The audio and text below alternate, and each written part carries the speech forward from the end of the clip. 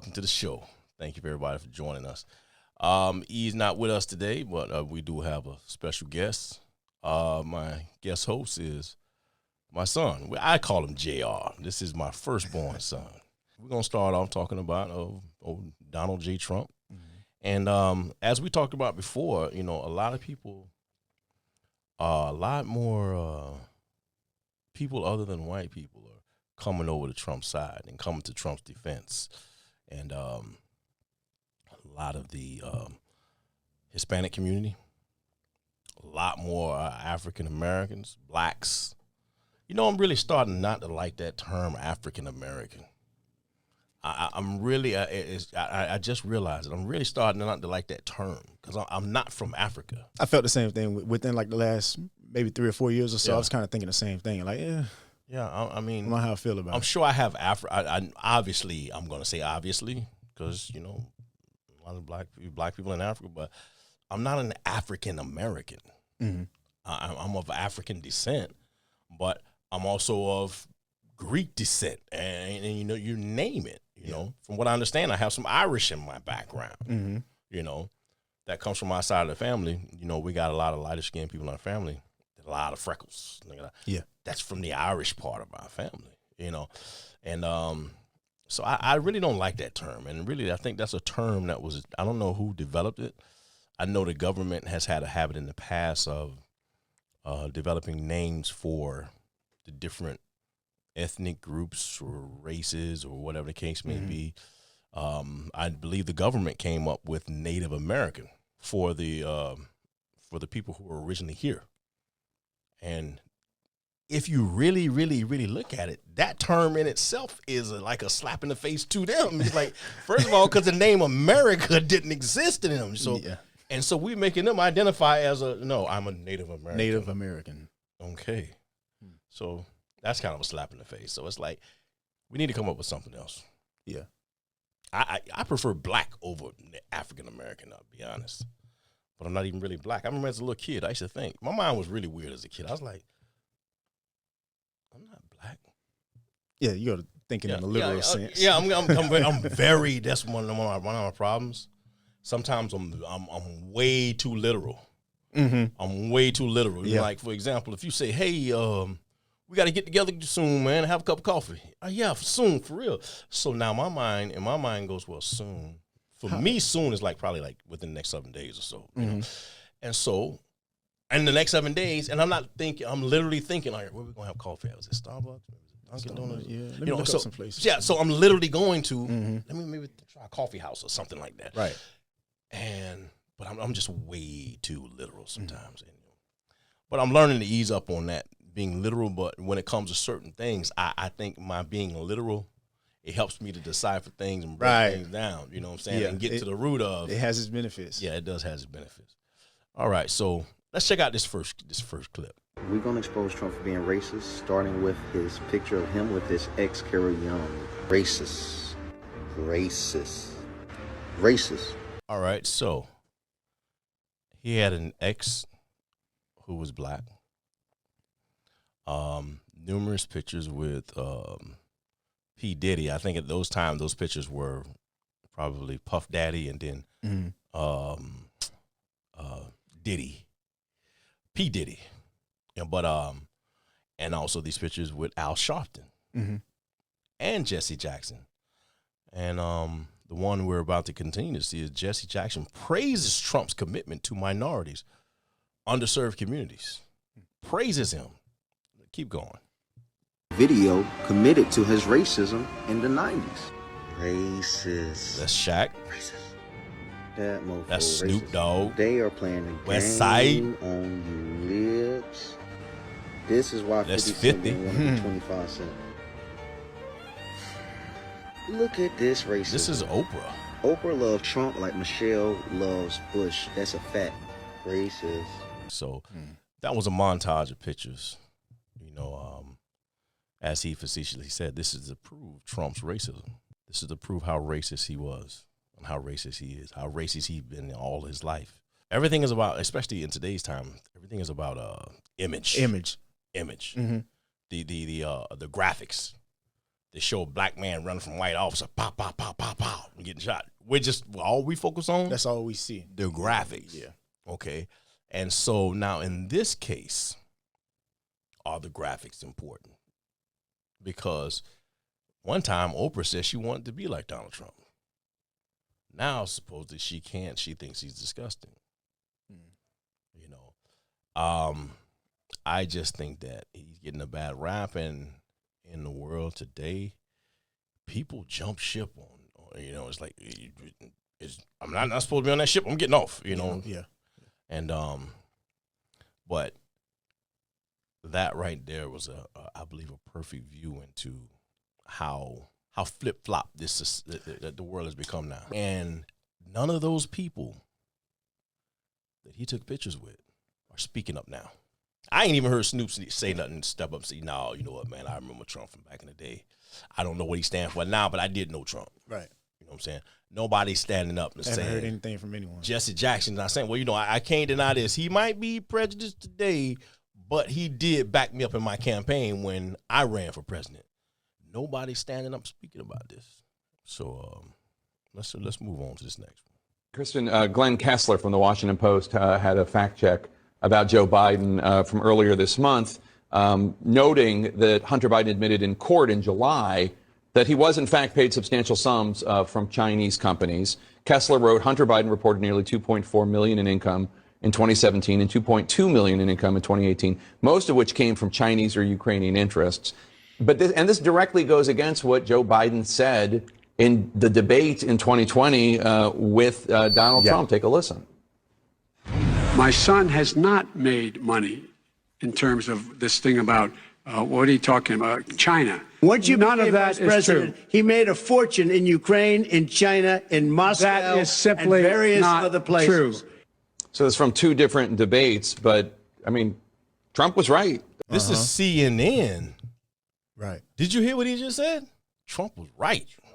Trump was right. 3 words I never thought come out of those mouths. That was when I first heard it, and right, at first I said, okay, let me see what CNN got to say, and then I got lost in the dialogue. I'm like, wait a minute.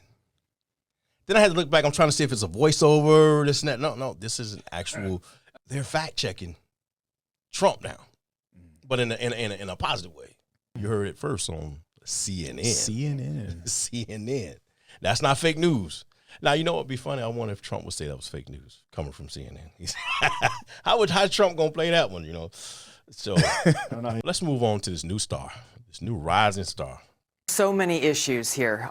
You've mentioned a couple of them. There are many, many more. We could go down the list of his indefensible record that he's had as president. One of the things, though, is that the American people need to be able to examine these issues. What's the traditional way that we normally do that? Through a debate, right? Well, the DNC just announced we're not going to have any presidential primary debates. And so, you know, for me as a presidential candidate back in 2020, they were rigging the system back then. They were just more subtle about it, tossing softball questions to Kamala Harris and giving people more time. But now they are so arrogant and so disrespectful to the American people and voters. They're just saying, no, we're not going to allow any debates. I don't know if it's a constitutional right that you have. Obviously, it's not because, well, no, I won't say that because they've done all kind of things that are unconstitutional. But I don't know if it's just tradition that candidates debate each other.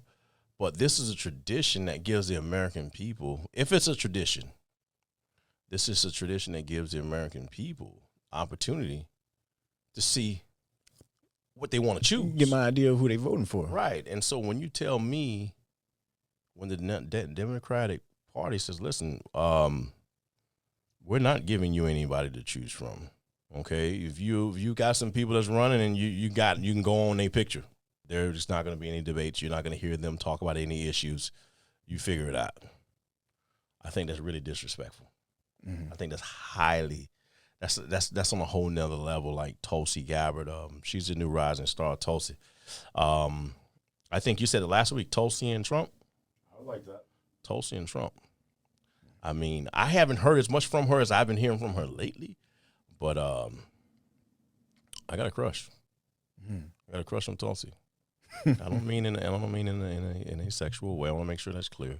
I just got a crush on that, you know. She's a woman with strong views. When when I say strong, I'm not talking about strong like strong, independent woman. I'm talking about strong views, educated, informed views, and independent of what the crowd is saying, you know, and what I understand her, from what I understand she's speaking the truth, you know, just on the, like, how like, it's basically, how dare you not have a debate? Right. We're going to look at this clip here, and I really need to get your opinion on this. I was on Instagram, right? And I saw, like, you know, this girl put up this stupid ass painting that says, travel because money doesn't last for, you can always make money back, but time doesn't go, some bullshit like that. Bro, look, man, gentlemen that are watching this podcast, you are not women, okay? You're not on a biological time clock, okay? Number one, you don't have to go ahead and get the most out of your 20s. You use your 20s to build a foundation so that your 30s and 40s and 50s doesn't suck. Yes. Luckily for you as a man, right? Your value increases if you do the work over time versus a female. Do not be on a female clock of, oh. Well, you in your 30s. What you think of that? He's on the, especially like what really stuck out is when he said, you know, women always have that natural, that safety net where, you know, it's always a man out there. I mean, I wholeheartedly agree 100%. Like, there's somebody, there's be somebody quicker to save her than, no matter how good I look, how in shape I look, ain't nobody. Right. I don't think that there's just going to be somebody waiting in the wings like that. Like, for real. You get a woman who may use you as a toy for a little while. Yeah, right. You know what I'm saying? But she's not going to take you in. Yeah, she's not going to take you in because I mean, a lot of women already feel like it's not in their nature to, quote unquote, take in a man anyway. Right. You know, they feel like they should already come put together. I had a woman share something with me. They say wealthy women don't marry down, but wealthy men marry down. They marry down. Women marry up. And so I agree with what he said is I didn't do that in my 20s. I didn't do that in my 30s. I didn't do it until I hit my 40s. But I love what he said. I did buy into that thinking. It wasn't labeled feminine thinking, but it was like, man, listen, man, you only got one life, man. You better make the best of it now. And you know, and it's like, and not to cut you off, but I was always kind of 50-50 on that. Even growing up, it's like, okay, yeah, I understand. You know, live life, go out, go have fun. But another part of it tells me, listen, you need to get your stuff together too at the same time. Right. So I felt like more of my 20s was, you know, more so, you know, I didn't have the means to, quote unquote, have this fun and travel that everybody was talking about, but which kind of played into, okay, I kind of don't have no choice but to, you know, go to work. Let's see how I can make myself better. Right. You know, I would say something about you, son. They say your kids come out how you are when you made them. I don't know how much. I've looked at each one of my kids, and I kind of can go with that. At the time that you were made, I was trying to figure my life out. You know what I'm saying? I was responsible then. I was just, you know, and I was focused. You know, and you know, I got off track. But when I look at you and look how your 20s went, and look at, you know, you went to college and you stayed in school, and then you went on from school and you started a career, and you stayed with that career. I don't think you've had too many jobs, as far as I know. I only known you've had one major job. How many jobs have you had since being an adult? Really, the UPS was the only major one. The other ones, it was just like, you know, under the table job, working at a car wash, cutting grass, things like that. Yeah, but so this is like the only job I've known you to have. And so that responsibility, that focus, the integrity that you have is something that I always wanted. I didn't know it was in me, but it got buried on a lot of other bad decisions. Yeah. You know, but I will say here on the air, I'm very proud of you. Just want you to know that. Much appreciated. You got to know that. You got to know I'm very proud of you. Thank you. You know, I'm proud of what you're doing. I'm proud of the man that you are. You know, you're going to make mistakes, but that's never going to change my love for you, you know, as my son, you know, but what you're doing, you're on the right track. You know, you're building, you're focused, and stay building, stay focused, because like he said, our goes up. And I'm seeing it now as we get older. I'm very much seeing it now. At 32, I'm seeing it now. They say most billionaires made the majority of their wealth in their late 50s and 60s. That's where the majority of their wealth. I remember listening to a video, and they actually showed, like, you know, basically like typical money that, each age group will make. And, Right. It was, had millionaires tied in. Right. And a lot of them was like, a lot of, the millionaires, they didn't start reaching the, the million range until, mid to late 30s. Yes. And so, and today we have more of an ability to gain money, not wealth. Anybody can make money, but to gain wealth. We got the digital age where you can sell a product and just click, and now you're a worldwide salesman. Okay, we can create an app. An app goes into the Play Store. You got millions, literally billions of people that can have access to that app. There's this thing I learned growing up. There was always, whether or not it was on me, this my boys, or it was on them, there was still always this thing of this underlying kind of like we still owe each other type Still thing. owe each other, yeah. So I try as much as possible in my friendships to keep them friendships. And I'm going to say it like this, now I got it. But I have relationships with people that I can get help from. You know what I'm saying? Where I can get financial help from. If need be. If need be. I have relationships, and those relationships are strong enough where we don't go out and eat all the time. We don't get coffee, this and that, but there's a relationship there. Right. And so I try to keep my friendships, and friends are supposed to be there when you need them. I do know this about my friends, that if I did go to them and I said, hey, I really need to borrow like $5,000 right now, or you think you can help me out like a couple $1,000 or whatever, I have absolutely no doubt that I could get it. Same here. Yeah. But I like the friends that I have today because it's not based on anything. I'm going to bring in Matthew in here. I had him come in. But sit out there, too. We're going to be done in just a little bit. But thank you for coming on the show, man. Thank you, Dad. I appreciate it. I love you, man. I love you. Well, first of all, welcome. Thank you. Yes, man. yes. Thank you. Let's take a look at this clip here. We want to talk about progression. We want to talk about money also in this show, and we want to try to get some money sense along with being up to date what's going on in the world today. But we're just learning. I'm just learning about money. I have a little bit of money sense, a little bit of financial sense, and more and more every day. I'm learning more because things are moving, knowledge is moving, and I remember back in the day, 5-10 years ago, they tell you lay out a business plan for the next 5 years. Right. No. You're behind time. You're behind time. What's your business plan for the next 18 months? Right. Because what was working, what worked 3 years ago? Yeah, it ain't working today. You remember when email blast was like the big thing? Is like, ooh, email blast. You can get many clients doing email blast. And like, go to somebody and say, I want to do an email blast. What are you talking about? People don't even read their emails. Right. I don't read my email now. I hate it. I go through my emails and I got all those, it's bold and black when you haven't opened them. And I got so many that's bold, and it's like, all right, whatever. If it's important, I'll get another one.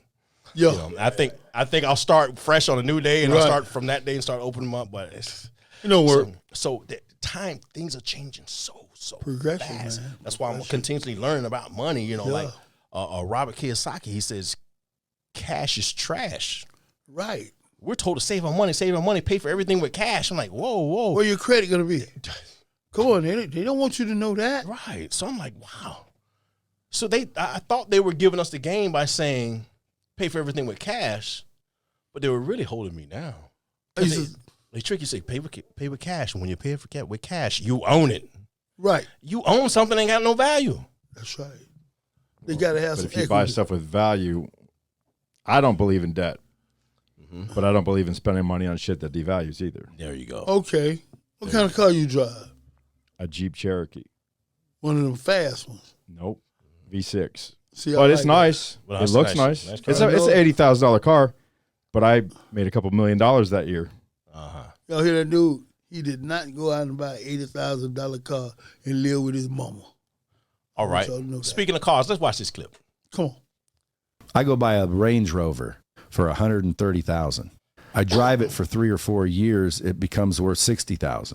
That is a depreciating item. If I would have taken that $130,000, invested it wisely at 10% interest, I would make $13,000 a year on that money. But the money would still be there and compound. But the $13,000 would afford the Range Rover. So instead of paying $130,000 for a Range Rover, saying, hey, it's paid for, free and clear, I could invest the $130,000, take the money that I'm making from the investment and get a Range Rover for free. Or better yet, pass on the Range Rover. Keep driving the shit car, let the $13,000 stack up, and in 10 years, you got $300,000 doing the same. Wow. Could you hear that out there? Wow. Wow. He parlaying for real. That's the mindset that I've been rolling into. See, man, you know, here's the American dream. What's the American dream? Get a house, get married, couple kids, 2.5 kids, car. And it's like, what I learned, right? People are taking their credit. They're building their credit up. Right. To buy something that's going to cost more. You got to put money into. Right. They say your home is your biggest investment. That's a lie. No, it's not. Okay, that's the biggest. That's the thing that's going to cost you most money because money's going into it. There's no money coming out of it. Yes, it's increasing in value over the years, hopefully, but that's your home. So the value is increasing. That's great. It's increasing value. Unless I'm going to sell it and move into the house, how does it benefit me?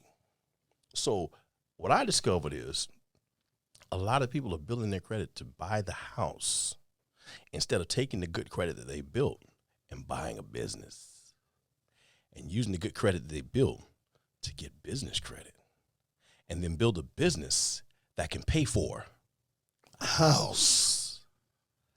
And that's true, ain't it, man? See, that's why I hang around this guy here. So this is backwards.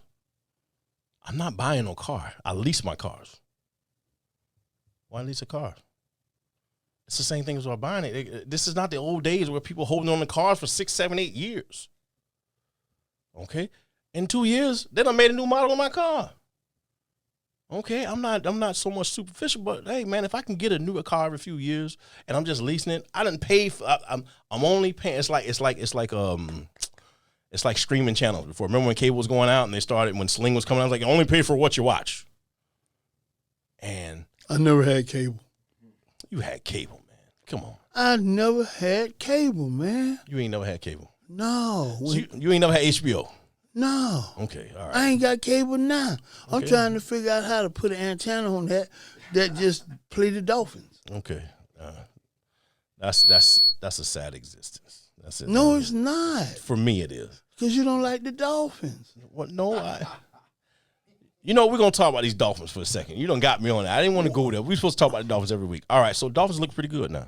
I heard you say that. Yeah. I ain't seen the game. Yeah. It's y'all 2-0. Or we 2-0. I like when you keep the scores and the statistics. Yeah. Because coming out of your mouth, it really has volume. Yeah, no, because understand, the Dolphins is my second team because I'm from here. I decided, I'm a Cowboy, but I'm from here too. And, my youngest son, as I said before, he taught me when I was trying to connect with him. And I said, who's your team? And he started naming all these different teams and different players. I'm like, whoa. Hell, hold on.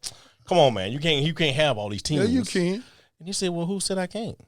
You can. Gamblers don't have favorite teams. Hold on. I guess not. So now I'm a Dolphin. That's my second team. He's a Dolphin Cowboy. But also, I ain't but two kind of Dolphins, right? But nah. Ain't but two kind of Dolphins. What kind of Dolphin? A Dolphin lover and an undercover lover. Okay. I'm gonna go biblical for a second. Uh-oh. And I think that as spiritual people, biblical people, we focus way too much on the youth. I know that's opposite. The youth is our future and blah, blah, blah, but I think we focus way too much on the youth. Now watch this. When you read the Bible, we're going to go to the New Testament, and the Messiah, you look at all the different interactions, most interactions that are recorded, that was inspired enough to put in writing. Right. You had a woman who had an issue of blood, right? And it says she spent all her livelihood trying to find a way to get out. 12 years. Okay. But how do I know she was a woman of age? Because she was still having an issue of blood. And no, but she spent all her livelihood. This is a woman of age. Okay. You had a man who had been chained up out by the cemetery. Not a kid. This was a grown man who had been tormented for years. And the Messiah shows up, casts them out. Okay. Now you can keep going. You got this guy Lazarus. This is a man of age. Lazarus, come forth. You got this guy named Nicodemus. This is a guy, and the Messiah said to him, try to give him some nuggets. He's like, so Nicodemus like, so like, what, I got to go back in and like come back out? Do you remember what the Messiah said to him? How is it you're a leader and you don't know these things? Yeah. Now I can keep going on these interactions. There was a man who sat by the pool. 36 years. So was this a kid? Could have been a kid. And he said, won't nobody put me in. Won't nobody put you in the water? But then, all right, you ain't got to get in the water. Get on up. Yeah. So now watch this. The majority of the interactions that are recorded are him touching people of age. Because they didn't suffer too much, bro. No. Come on. No. Because the youth are following the people of age. The people of age are the ones who make the change. Do you understand that? I like that. I like that. Because even he said his word, if you're going to put somebody in a position, don't let him be a novice. Don't let him be young. That's right. Because he's going to be puffed up. We've been putting way too much emphasis on the young. But the youth, think about this. When you was running around out there, who was you following? The older cat. The older cat, old school. Jitterbug. Old school, what's up, old school? Man, I don't be like, how many times you said this? I don't be like that, man, when I get old, man. I don't be like old school, man. Hey, you a cool cat, man. I needed them right then. And that's what's happening to us. I don't be like you, bro. But I like what you doing. Yeah. So for now, it'll fit. Right. I don't be like you. But what I'm saying is there was always this model of it's sporty. You know, whether it be sporty or whatever, but the youth are always looking up to what they want to be. They're not looking at each other. I want to be like you. No, I want to be better than you. I don't want them shoes. I want better shoes. Right. But I like what he doing. They look up. And so when I look at what the Messiah did, they said, maybe I should start trying to focus on what he focused on. Good ministry, right? Listen to this now. He said, and he messed around with little kids. He said, and he took a kid and he set him in the middle of them. And who was he speaking to? He's speaking to the older people. Unless you older people, yes, become like this. That's right. You older people, when I see it. So what do you think he meant by like this? Don't think you know it all. Be willing to let somebody help you. Humble. The humility of a child. A child don't mind saying, yes, can I ask you something? Could you help me? I don't know. That's right. I need some help. I'm lost. Do you know what my daddy is? What adults do? Man, I ain't asked nobody for nothing, man. I'm grown, man. Man, shoot, man. Man, I done been through so much, man. I don't need nobody to help me, man. Unless we become like that child. Yes. You got washing the car? Washing the car, just get dirt off you. I can do that. You can do that. But then you got this other thing called car detailing. That's more than washing the car. God, that sounds scary. It can be scary because unless you got the skill to detail your car, you're going to be out there for a long time. Yeah, okay. That's scary. Now, we talk a lot about the wealthy mindset. If you got the time, you can clean your car, vacuum your car, shampoo your car, your mats and this and that, wax it, buff it, shine it up. It'll only take you 2.5, 3 hours. But not a wealthy mindset. They say the wealthy buy time. The wealthy buy time. How do they do that? They're going to pay for it. They pay for it. So if you want to have a wealthy mindset, spend a few dollars. And the thing about Suds and Buds, they're not expensive. Spend a few dollars. Buy yourself 2.5, 3 hours. Instead of you spending 2.5, 3 hours, buy yourself 2.5 hours and let Suds and Buds not wash your car, but detail your car. You have a basic level, super level, deluxe level. Give Eli a call at 954-995-6529. That's 954-995-6529. And most importantly, understand this. They're licensed and insured. This ain't just little Joe from around the corner wash your car. Oh, no, LLC. No. This is an LLC. Wow. And anybody can get an LLC, but anybody's not going to spend the money that it costs to get insurance and have their equipment and have your car insured. Okay, so Suds and Buds, mobile detailing, not mobile car wash. So what city they in? Listen, right now they're in the Tri-County area, Broward, Dade, and Palm Beach. But understand this: if you want a Suds and Buds in your city and you want a franchise, give Eli a call at 954-995-6529, and you can have a Suds and Buds in your city. Like Burger King, everywhere. Like everywhere. Wow. And the thing with Suds and Buds, you can have it your way. Call Eli, 954-995-6529. For sure. For sure. So let's get to this clip. Okay. This guy in prison, and he's writing his wife knowing that soldiers are reading his mail. And the wife writes back and said, honey, I don't think I'm gonna be able to grow potatoes because the ground is too hard. We can't plant because the soil we can't get through. The man writes her back, said, honey, don't dig anywhere near the house because that's where I hid the weapons. The next day, soldiers show up and they begin to dig with shovels and with axes through that ground. After the soldiers leave, she writes him and said, honey, the strangest thing, these soldiers showed up and just dug through our ground. He writes her back and says, now you can plant your potatoes. If you only looking at the actions of the soldiers, you would say that that is destructive. But from the right perspective, it was productive. That this guy described a miracle by the utilization of his mind. See, when you know what's happening, you can maneuver. He couldn't go out there and help his wife, but he know these people reading his mail.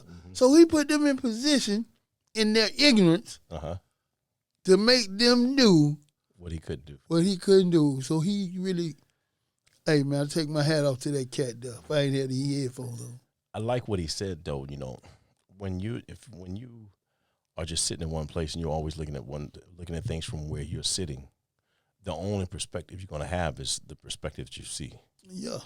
But what I'm learning to do is, in a situation, when I'm looking at a situation, I put a seat here, I put a seat there, and I put a seat there, and I put a seat on the other side, and learn to look at situations from all these different sides to see the different perspectives. Yes. And what I'm learning to do, I take all those perspectives and I put them together, and something phenomenal takes place.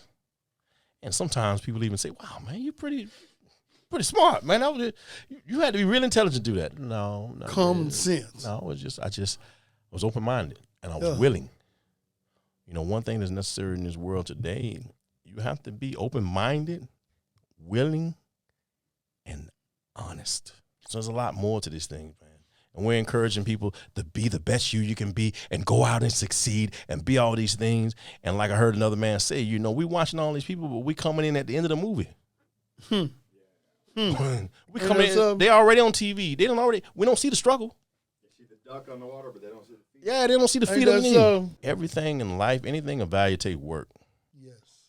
Don't walk around talking about you got value and you know your value.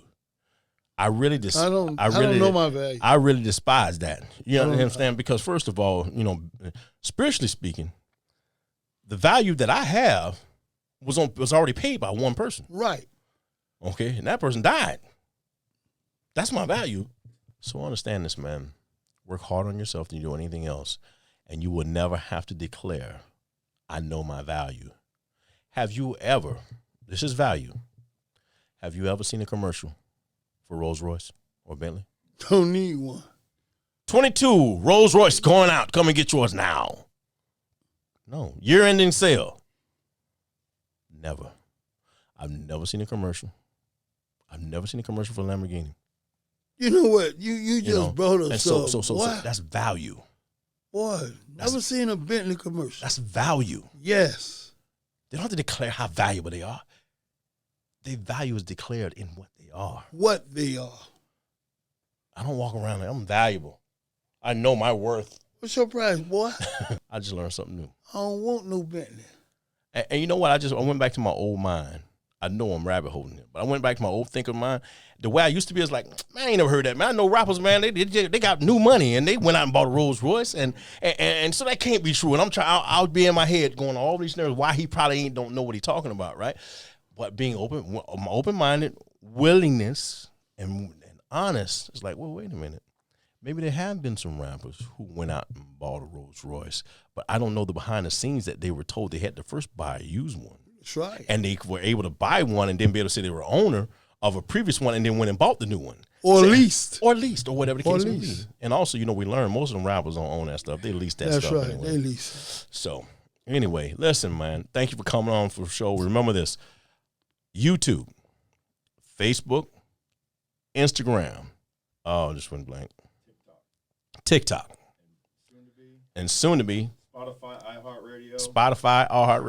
Spotify, iHeartRadio. And so remember, again, you can find us on Facebook, TikTok, Instagram, YouTube, soon to be, Spotify, iHeart. Pick cherries. Pick cherries. And so just get ready. We're just getting started. For sure. And always remember this, man. Here for show, we love you. But we're not in love with you, man. All right, man.